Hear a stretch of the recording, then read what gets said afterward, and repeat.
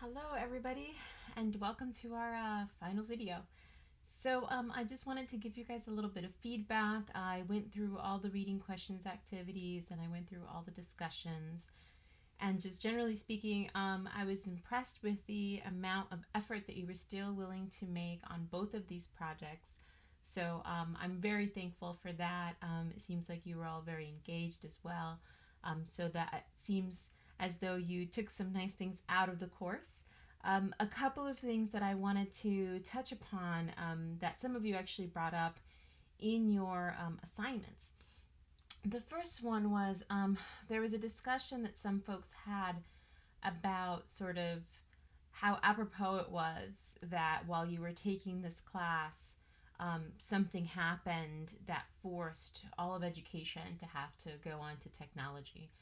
I think that it's a really sort of important point in that you have the tools to really critically think about whether that was carried out well, and if this is something that were to keep going sort of in the long run, what types of changes would we need to make to, try and ensure that all children had opportunities for deep learning and that we minimized some of the potential downsides of technology use.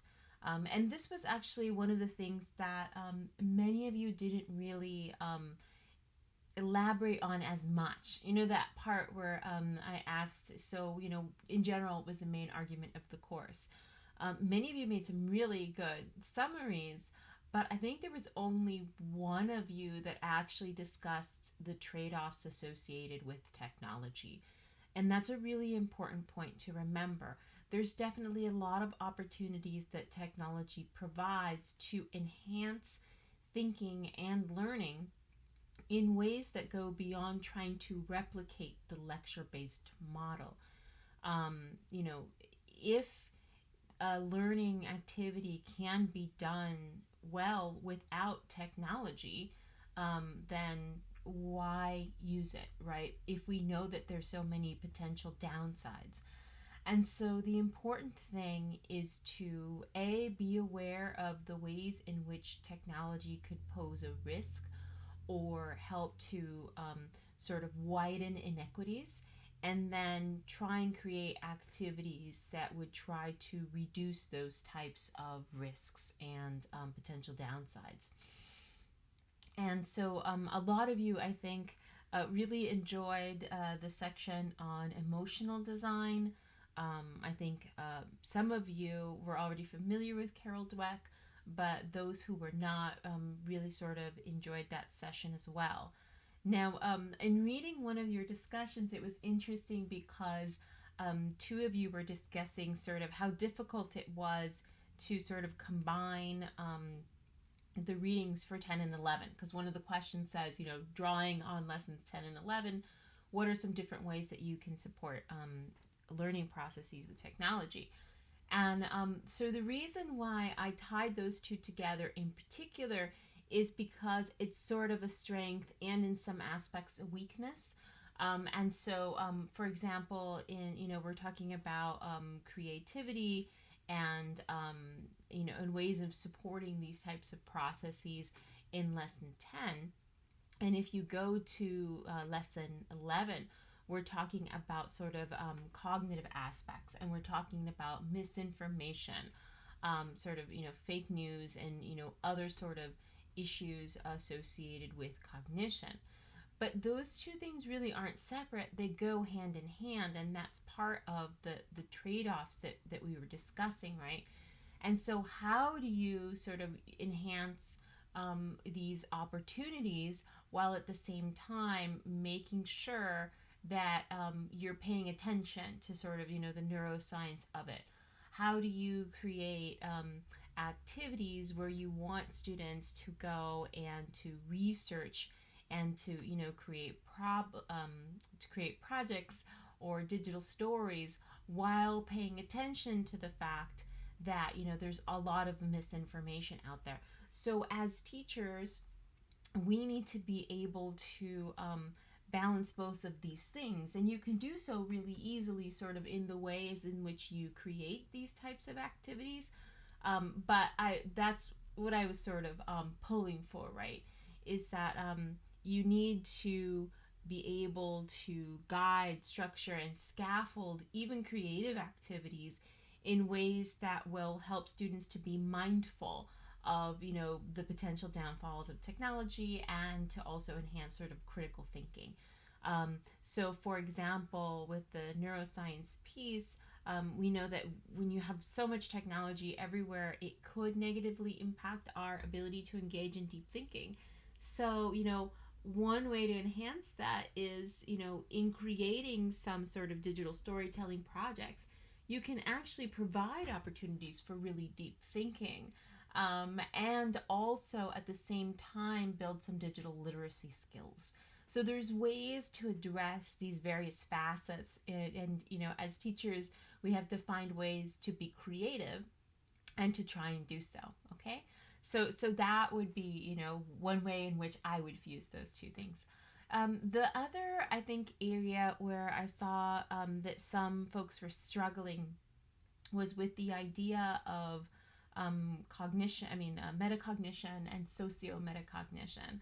And just to give you sort of a quick and dirty difference, right?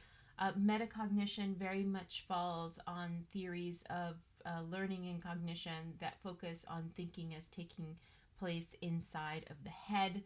We're thinking about all these different cognitive processes, but that process isn't always smooth. And so those people who tend to do better are those who are paying attention to those cognitive processes and who can strategically address issues and problems to ensure that we are comprehending things to the way that we can, and that we are focusing our attention where we need to be, and that we are using sort of learning strategies that can help us to make better sense on and build on that information. So that's what sort of metacognition can help an individual mind to do.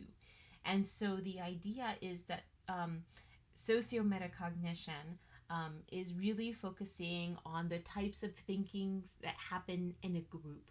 So now we're thinking about thinking as not happening inside the mind, but as happening in a shared space, right? Yes, there are going to be individuals in a group who are also making sense, but there are these ideas that we are externalizing, and there are people who are talking about these ideas.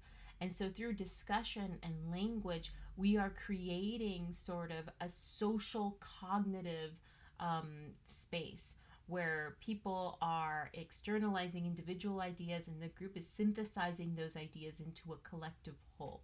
Now, Stahl argues that this type of thinking, this thinking that's happening through language and speaking, is not something that is, a one-to-one connection between the group and the individual.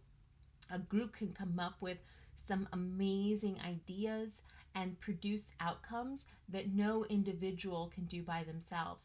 And if you take those individuals away from that group afterwards and try and ask each one of those individuals to replicate that thinking process or to discuss what they learned, those individuals are all going to take different things away. And so what is being argued there is that there is a different form of thinking, one that happens outside of the brain as we externalize through language, as we write our ideas onto, chalkboards or other sort of artifacts. And so it's really pushing this concept to think beyond cognition as happening inside the brain of individuals, and to think about the possibility that cognition also happens when we're interacting with other people, and it's happening out in the world, not necessarily inside our brains. So that's group cognition. Now, to connect that to socio-metacognition, what people argue is just like metacognition can help individuals to ensure that thought processes are running smoothly and they're comprehending and building and extending and critically analyzing what they're learning, socio-metacognition can do the same thing for a group to ensure that the ways in which they are sharing and synthesizing and negotiating information are being done in such a way that would help the group to develop better shared understanding and higher quality knowledge products. Okay, and so I gave you a taste of what socio-metacognition would look like by having you play in the create environment. And that's really what the main intent of the create environment is to get you all to engage in paying attention to collaborative processes and how you're engaging in sense making, to think about how well you are engaging in those processes compared to what you would like to see, and to be able to evaluate how you can improve and to think about strategies for making that type of collective thinking more richer and more productive, and trying to lead to higher quality knowledge that you create together. And so that's that concept, right? It's a very sort of complex idea, but hopefully giving you that concrete experience of being in the create system can help you to think about it, and can help you to think about some of these ideas that Stahl put forth about how cognition is actually a nested phenomenon, right? So if you think about yourselves in the create system, the quality and the richness of the discussions was not only dependent upon your interactions as they occurred in that moment, it was also dependent upon each individual's preparation, how much they knew and what they thought about beforehand, and not just how people were elaborating on each other's ideas, but the extent to which individuals were paying attention and trying to understand what other people were saying. So, cognition from Stahl's perspective is happening at an individual and a group level. Why does that matter, right?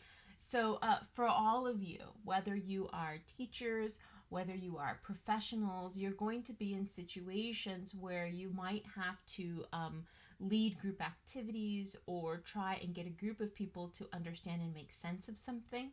And those 6 items that I had you sort of evaluate in the create system are actually items that a whole mess of research has found to be really, really important aspects to high quality collaborative thinking processes, right?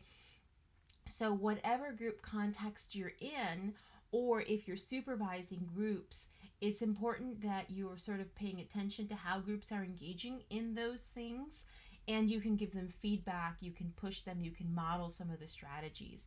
So the create system in general was intended to try and serve as a way to help students learn about important collaborative processes, understand sort of concretely what it means to engage in collaborative sense making, and to be able to think about this process similarly to the ways in which Carol Dweck tries to put it, right, as a growth mindset, in thinking that people think, oh, you're either a good collaborator or you're not.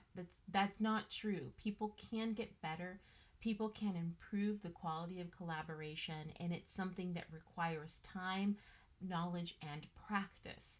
And so that's what that system was intended to do, and what people are trying to get teams to do as well.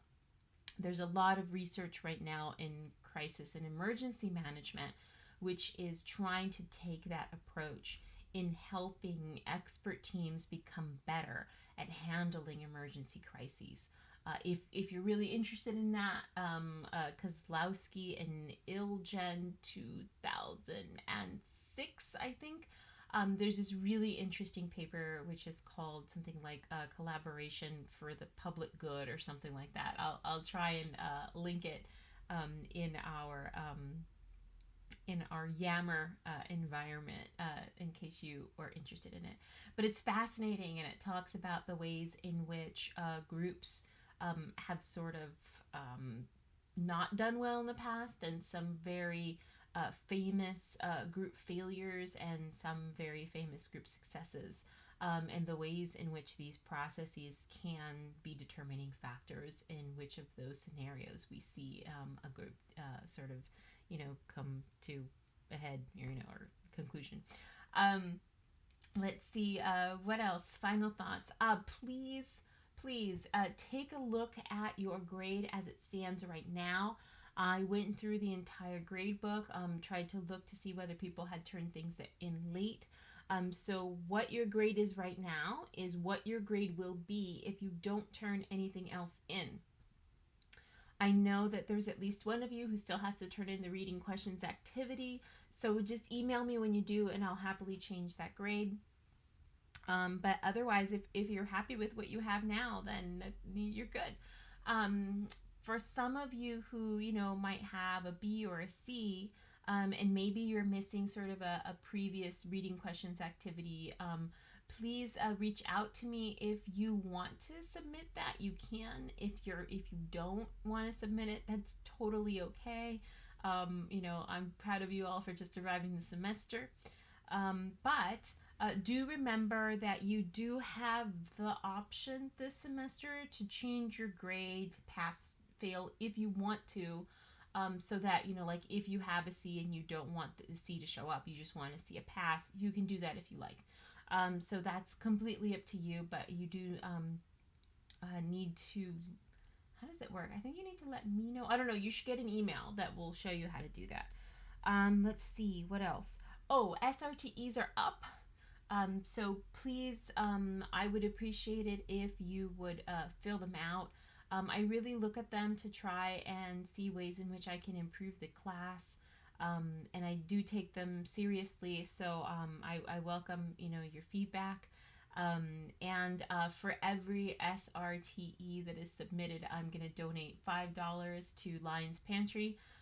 So I'm doing that just to help out the students right now, who are having a hard time just trying to find food, because a lot of their GA ships or jobs are not really there anymore for them. So you can just go ahead and help out by just filling out the SRTE and submitting it. I'll get a total count at the end of the semester once your grades are submitted. Okay.